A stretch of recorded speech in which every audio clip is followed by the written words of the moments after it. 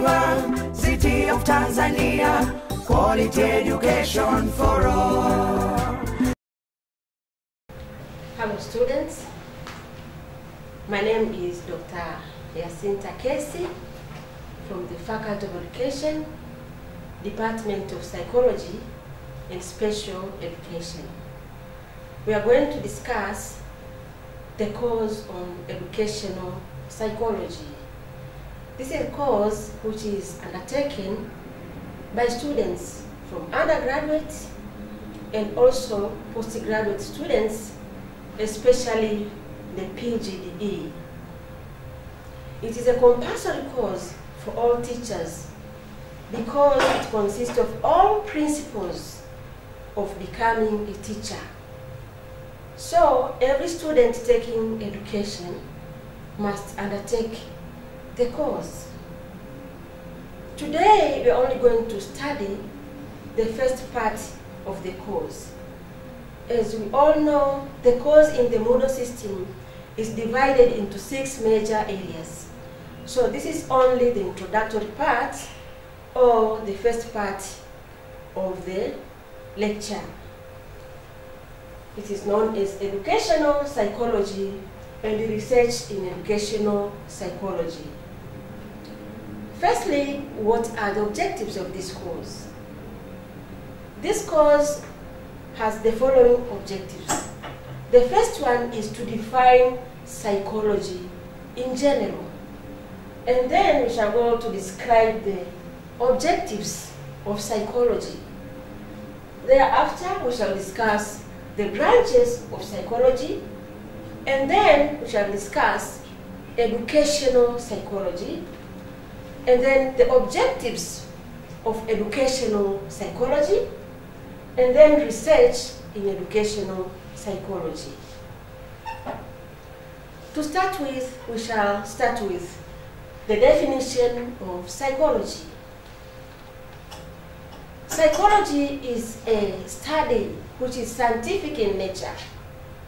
It involves the study of human behavior and mental processes. The study of human behavior and mental processes. And this study must be scientific. You can think yourself on how to study mental behavior or mental behavior processes. It needs to be scientific.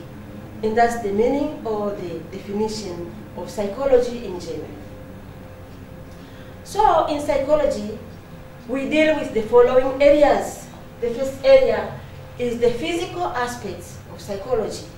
When we talk of physical aspects, we talk of the muscles, the tissues, the neurons, the nerves, the brain, the sense organs. All these are physical parts of human being. We are going to study them under this course. The second part is cognitive aspects in psychology. As we said, we are going to learn human behavior and the mental processes. So mental processes involve thinking, the reasoning, the intelligence, the learning processes which take place in the human mind. All these will need you to know cognitive aspects or intellectual aspects of human being. And then the emotional aspects of human being. Emotions are behavior in all human beings. Some may be crying, that's emotion. Laughing is emotion. Now, being teachers in the classroom, students have got different emotions. Some may be just crying in the classroom. Now, why is this happening? We are going to learn about emotions, because emotions are behaviors of human beings. And then the environment aspect. In the learning context, we have got the environment, which is either external to the student or internal to the students. The external environment may be the house environment, the family environment, the classroom environment, the teaching and learning environment. The internal may be your body itself, the internal part of your body, whether the student is sick, this internal environment. So we are going to learn the environmental aspects in education. So, as I said, we shall learn psychology, and educational psychology. You need to differentiate the two because psychology is a general aspect, but educational psychology is a branch of psychology. So this is psychology in general. Because psychology covers a lot of issues, not only in the education, there are many. So, objectives of psychology in itself, the objectives of general psychology. The first one is describe behavior. To describe behavior. How is the behavior happening? For example, say this type of human behavior. If you want to study the behavior, you must know how is it happening. For example, the students showing the weakness in the classroom. How is the weakness appearing? Is the student sleeping in the classroom? Is the student crying? This is the how to describe the behavior. How is it happening? And then to understand the causes of the behavior. You have a student in the classroom just sleeping in the classroom. Now, what are the causes? Is it because of sickness? Is it because of quarrels with other students? Is it because of hunger? Is it family problems? So we have to understand the causes of the behavior. And then to predict behavior.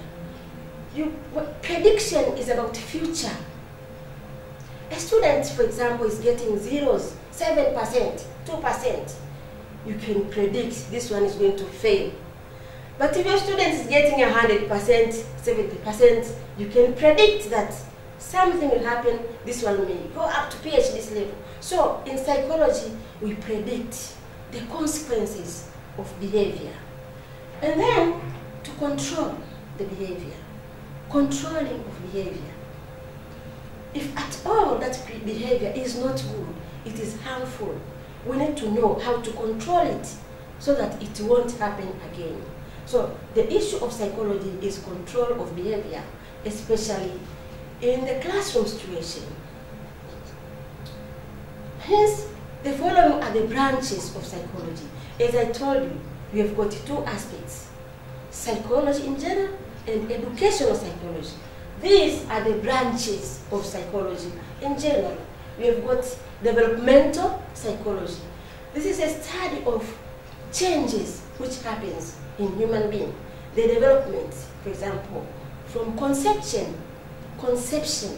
when the fertilization takes place in the uterus, the child grows, this development, then delivery, then young stage, then adolescent, then mature stage. All these are developmental stages. This continues while the human being is increasing in weight, increasing in size. So development is one aspect of psychology. And then social psychology is the study of how human beings relate with others. How the student, for example, in the classroom, relate with the fellows, relation with parents, relation with teachers. This is social psychology as a branch of psychology. Then cognitive psychology is the study of mental behavior, mental processes. For example, how learning occurs, how one learns. The developmental is cognitive psychology. And then school psychology is the situation in school which happens when the student is learning with teachers and other fellow students. And then experimental psychology. As I've said before, psychology is scientific in nature. We need to do a lot of experiments in psychology. When you want to study behavior, we want to control behavior, there must be a situation to control one group in relation to another group.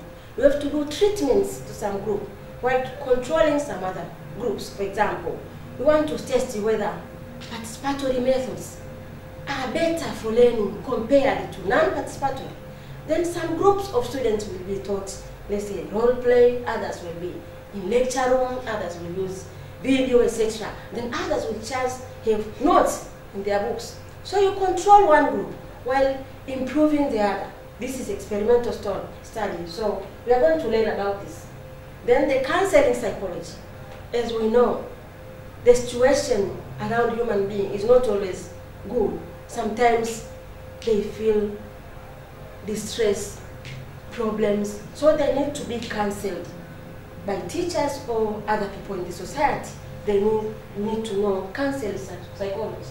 And then clinical psychology, where, for example, this is mostly practiced in hospitals, to know what's wrong, which sickness, how to assist these people. So we are through with the branches of psychology in general.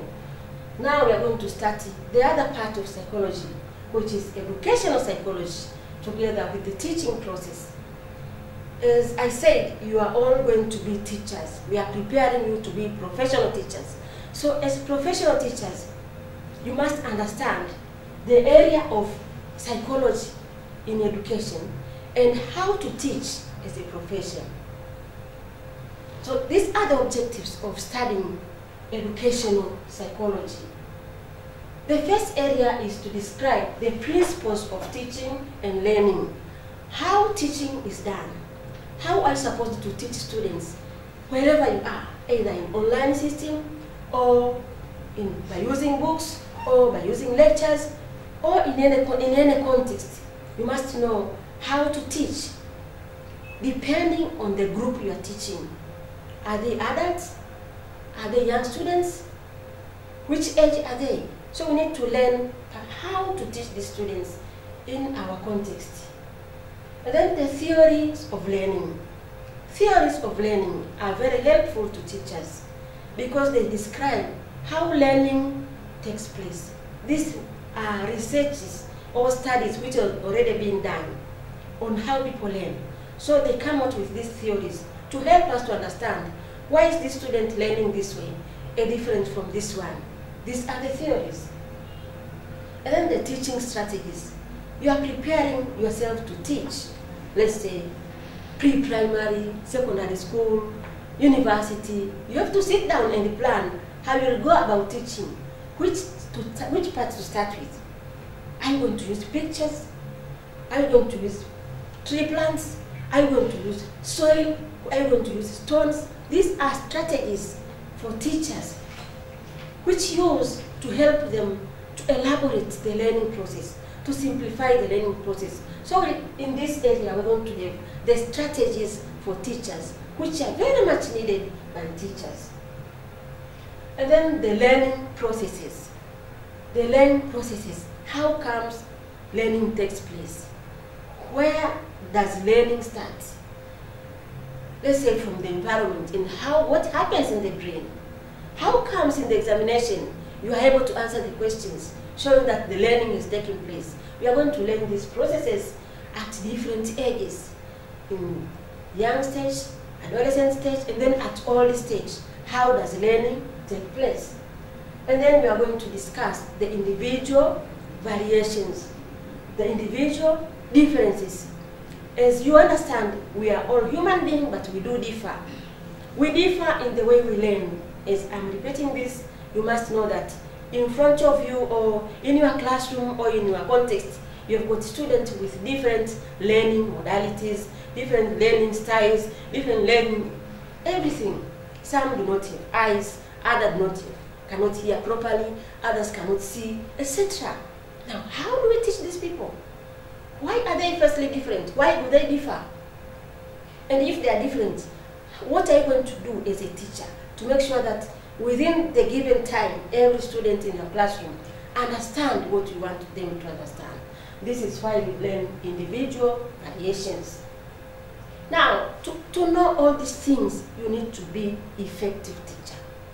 If you don't know all these principles for teaching and learning, if you don't know your students, if you don't understand the psychology in general, you cannot be effective teacher. So in this next slide, we are going to discuss the characteristics of effective teacher. How do you know whether you're effective or not? The first thing is that you must know the subject matter. You must know your course.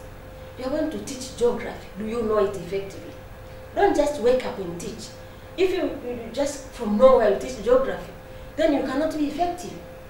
You won't know how to present your issues. So effective teacher must have knowledge of the subject matter which he or she is supposed to teach. Another thing is the knowledge of students.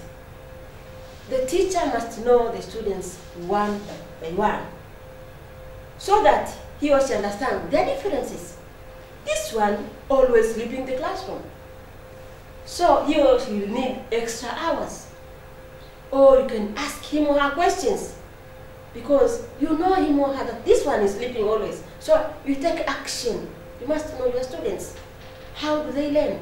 If they prefer writing notes always, allow them to do so. Some others can just listen and understand. Now, why do you force them to write notes? They can learn by just hearing. You don't need to force them to write notes, because they can hear and learn at the same time. Understand the learning process. The teachers must understand how learning takes place. Because if you don't know how the learning takes place, now how are you going to teach? You must know that learning can take place through the ears, through the eyes. Students need to see, need to hear, need to touch things practically. So you must expose the students to such environment so that each student learn properly. Also, the teacher must know the instructional strategies, the stages for teaching, the process of teaching. That is very professional. Some teachers want to teach while sitting. This is quite possible. Some contents need you to go outside the classroom and teach practicals. So teachers must know how to teach effectively by using different strategies. Then the motivational skills. For students to learn properly, they need to be motivated. As I say, you have a group of students, some may be sleeping in the classroom. Now if you find some people sleeping, just sing a song. Tell them to stand up. Tell them to clap hands. That is motivation. Motivate those who answer questions properly. Motivate even those who don't answer questions so that they wake up. That is a professional issue. So effective teacher must know how to motivate the learners. Then classroom management skills. How does the teacher manage the classroom? Some classrooms are very small, so a teacher has to stand there. And it is easy for them to know students from number 1 to 10 because only 20 students are there. But some classes are very big. You have 100 students. How do you make them sure that all of them learn? So the teacher must move around, and see each student individually, how he or she is learning. That is management skills. How do you manage the classroom? Not only management of the students, even management of the room, the organization of the room. Are the chairs arranged properly? Is the door closed or open, and why? Are the doors closed or open? Are there areas for these disabled people to move? Because you can have a disabled student in the classroom. How is he going to move in the classroom? All this will need you as a teacher to manage the classroom in both areas, the physical aspects and the human aspects of management. As a teacher, you need to assess your learners. After teaching, you must assess them to see whether they have understood you or not. This is provision of tests and examinations. So effective teacher will give examination, will give tests, will give continuous assessment to students. And then the technological skills, how to use computer or ICT technology, which simplifies our work. It is very important given this era. We are digitalizing the way. A teacher, you don't know computer, ICT, where are you going? All of us teachers, let us be computer literacy so that we teach effectively. Yeah, after those principles of teaching and learning, then this is our topic also, which follows in the Moodle system. The first part of the Moodle. When you visit the Moodle, you will see it. This is all about research in educational psychology. As I always say, and I've said that in psychology, it is scientific in nature. The scientific processes involved in psychology, one of them is research. Research in psychology is needed because we've got many problems in the teaching and learning process. We have got many problems. For example, Some students are fighting. Some students are sick. Some students are failing continuously. You don't have enough materials in the school. There are no laboratories. Now, how do we learn? We have to have some studies to see how to solve the problems. So, research in education is all about solving problems in education because they are there for you. They are there in the classroom. Now, how do we go about them? You need to do a research or a study which is scientific in nature.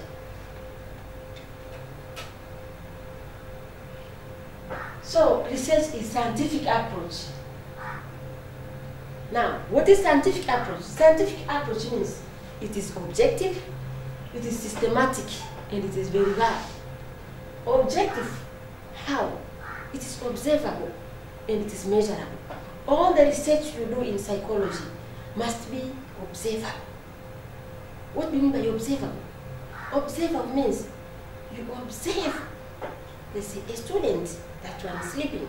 Now, why are you saying that this one student is sleeping? How long? We need to observe and count the number of sleeping issues in the classroom. How long is this student sleeping? You have to count. How do you count somebody sleeping without observing? So we need to observe.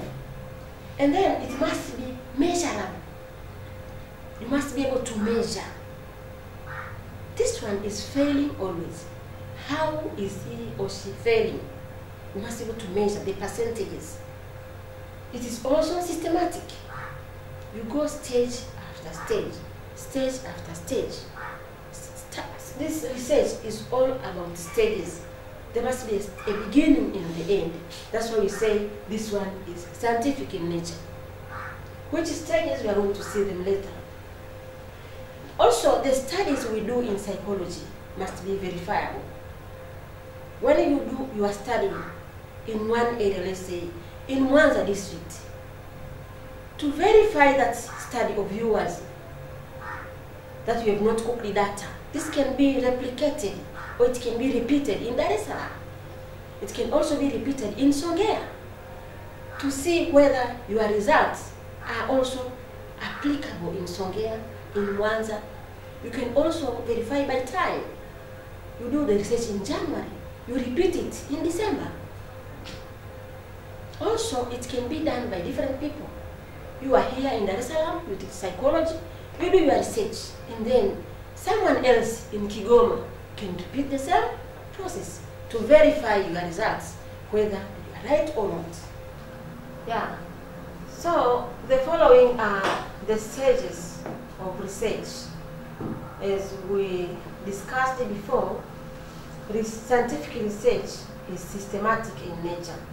That means it goes stage by stage, from one stage to another. So these are the stages which we undertake to conduct studies in psychology. The first stage is to conceptualize the problem. Conceptualizing the problem, meaning or means to define the problem. When you want to do a study, we do studies so as we solve problems. The study must aim at solving a problem. Now, which problem are we solving? We must state it from the beginning. For example, to assess factors affecting poor performance of students, let's say in Kinondoni secondary schools, or to investigate on the factors influencing dropout in primary schools. So when we take one problem, for example, the problem of performance, you need to state the problem. When you state the problem, that is the title of the research. So, for example, you can say, to assess the factors affecting performance in Kinondoni secondary schools, Dar es Salaam region. So here someone will know that, or anybody will know that there is a problem of poor performance in Kinondoni secondary school. Now, as a researcher or psychologist, after stating the problem, the next step is to hypothesize, to look for hypotheses. Hypotheses are assumptions. As a researcher, you have to sit down and think, so we've got poor performance. Now, probably the teachers are not effective. That is one hypothesis. Or probably we don't have good environment in the school of Kinondoni Secondary School. That's another hypothesis. Another hypothesis may be possibly there are not enough books. That's why students are failing. So the first step is defining the problem. The second stage is to state the assumptions. What are your assumptions, you as a researcher? Which reason do you think they might cause the failure of students? After this, then you go to the field to collect data. Now, where is the field? The field or data collection is done in the area according to your problem. You want to assess the reasons for student failure in Kinondoni Secondary Schools. You go to Kinondoni Secondary Schools to investigate whether your assumptions were right or wrong. So when you go there to Kinondoni Secondary School, you must know where in particular am I going to get the answers. Am I going to investigate the students? Am I going to ask the headmaster? Am I going to ask the parents? Am I going to ask the messengers? Am I going to ask the cooks? Am I going to ask the guards? Whom and who one is concerned with my research? Automatically you will find you can take teachers because they are the one who teach students. Investigate on the teachers, whether they qualify or not. Then investigate on the learners. What's wrong with them? Is it because they're coming far from school? Is it because they don't have enough time to stand there? They do extra work or extracurricular activities, games instead of studying? So investigate the students. You can also decide to choose to assess or to investigate on the technicians where there are some laboratories. You ask the technicians or you ask the headmaster. So now, which method are you going to use in data collection? It depends on what are you searching for. For example, you want to see the reasons for failure among students. You can interview them. You ask them questions one by one. But mind you, students are so many. So you can give them questionnaire. You write a questionnaire, or open-ended or closed-ended, you give them. And then after a week, you come and collect their answers.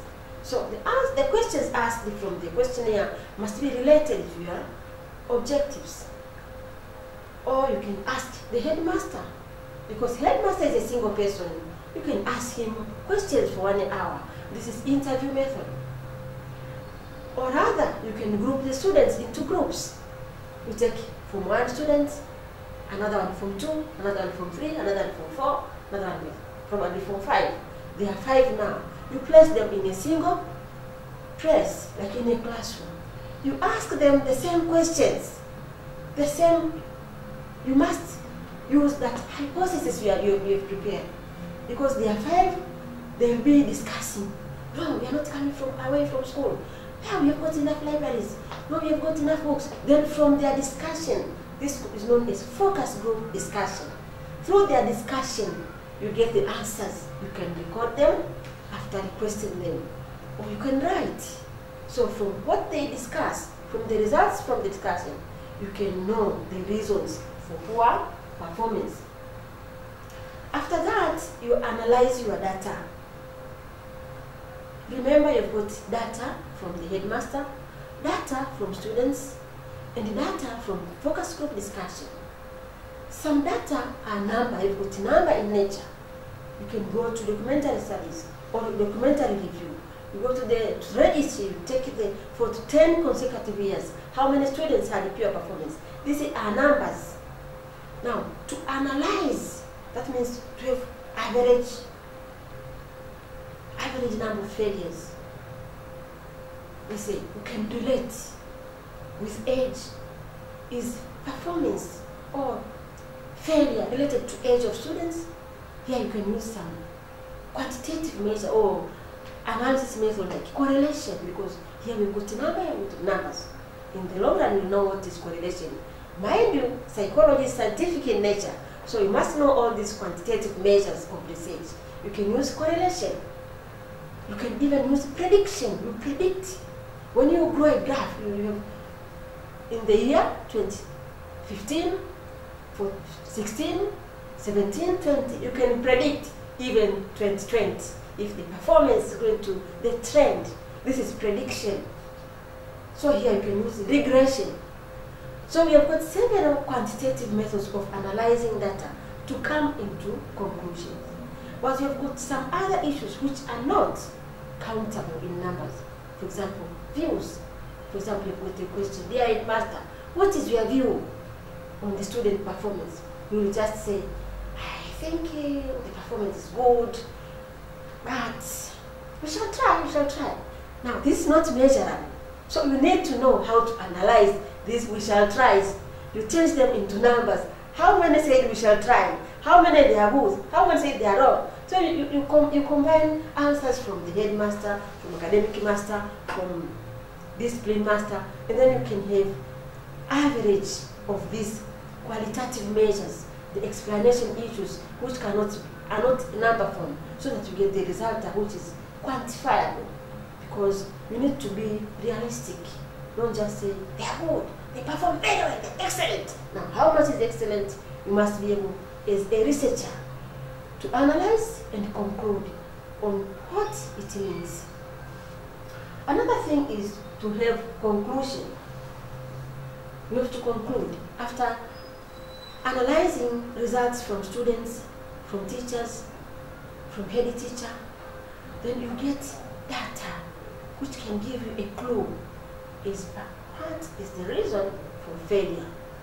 You can get, let's say, 2 reasons among your assumption. One was lack of laboratories, especially to science students, and another one is poor teachers or poorly qualified teachers. But the other one, that they are coming away from home, it must be not be true, and this is a result of what you get from the students. So after that, you accept those hypotheses which were okay, that it is true they don't have laboratory, or another one, the teachers don't have enough qualification. You accept the hypothesis. The other one, that students are coming away not too far from school because they're boarding school, this is not true. So you nullify the hypothesis. You reject it, the hypothesis. After that, you conclude that the causes of poor performance in Kinondoni Secondary School are lack of laboratories and poor quality teachers. And then, after that, you give your recommendation. You recommend to the headmaster, what should he do? You recommend to the policymakers, to the government. You recommend to the Ministry of Education. You recommend to all stakeholders on what should be done to solve the problem. And then, after that, you just write a report and send it to the needed area, like the Ministry of Education. That is the end of your research. Now, in doing so, we've got different methods to do research. This is just a brief of methods which you can do, the way which you can do research. For example, descriptive research is all about studying attitude and opinions. In psychology, we've got attitudes. What do you think? What is your view? Those are opinions for some people. This is known as descriptive studies, descriptive research. Then case studies research is all about single item, single individual, single school, single student, single what. If you want to do a research to a single entity, a single student who is performing wonders, always wonders, then you study the same, only one unit or one entity. That is known as case study. Another one is correlational study. Correlational study is involve numbers, you relate to see if there at all there is a relationship. For example, a relationship between performance of students and age. Probably as time goes on, the student will continue to fail. So as one ages, as you increase the number of years, then failure increases. To learn about this, you need to correlate. You need to correlate. Or the use of ICT versus the use of lecture method. So you can compare the performance of students when they are studying by using ICT like PowerPoint or video. And then you give the same subject to students under lecture method. You take their marks, their scores, then you see whether they are correlated. That is correlation. You ask for a relationship between one data and another, or one aspect and another. That is correlational research.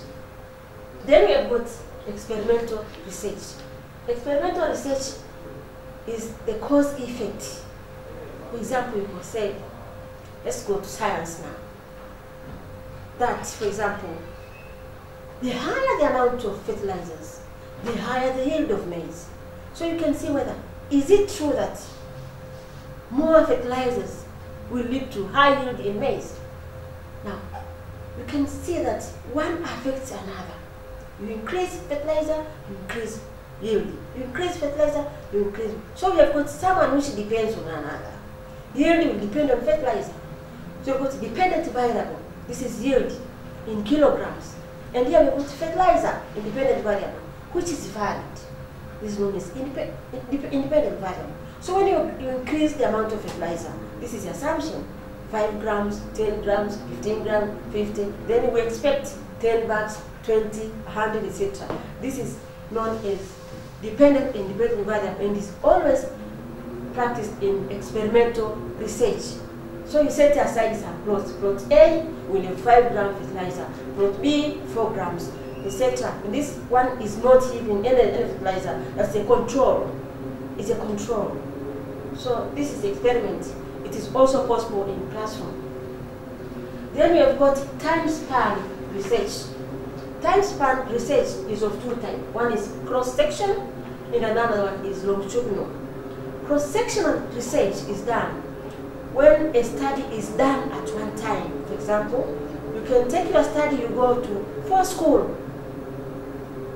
I don't know, Tendeki Secondary School, Kinondoni Secondary School, Jangwani Secondary School.